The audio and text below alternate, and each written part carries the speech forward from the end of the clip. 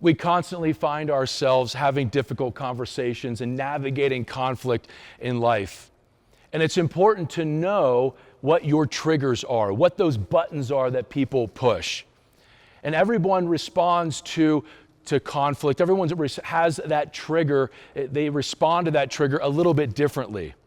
For me, my legs start to get a little weak. I start to get this knot in my stomach. My heart rate starts to increase.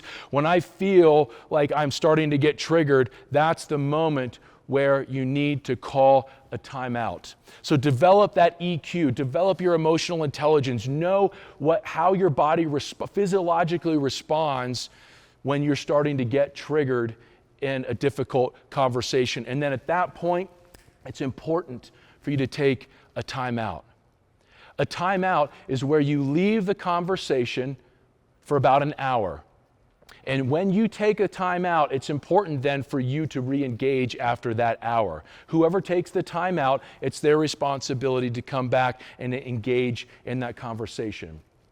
So there's no person that's chasing the other person, or there's no stonewalling for days at a time. So if you're the one that takes the timeout, then you're the one that is responsible to re-engage. And the power of a timeout, I can promise you, when you use this concept of a timeout, that you will never do something or say something that is going to cause damage to the relationship. I like to picture an elevator.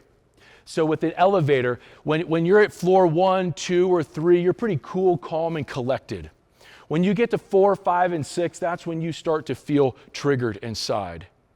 And then floor 8, 9, and 10 is when you're doing something or saying something that is causing damage to the relationship. And I don't know about you, but I can go from floor 6 to 10 like that. It's very fast. So it's very important for us to be able to identify what our triggers are and then to call that time out. So like I said, a timeout is an hour. You leave for an hour. And why an hour? Well, physiologically, research is showing that it takes about 30 minutes for our cortisol to flush through our system. About 30 minutes.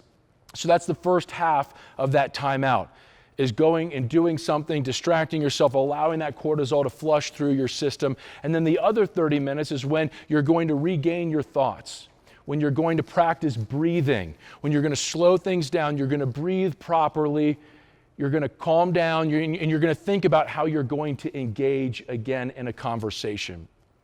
Because in difficult conversations, the number one thing that everyone wants in a difficult conversation is simply just to feel heard and understood. And just because you understand where someone is coming from doesn't necessarily mean that you agree with that person. That just simply means that you can understand, that you can validate what their perspective is. So that timeout gives us the opportunity to calm down, to re-engage with that conversation in a healthier way.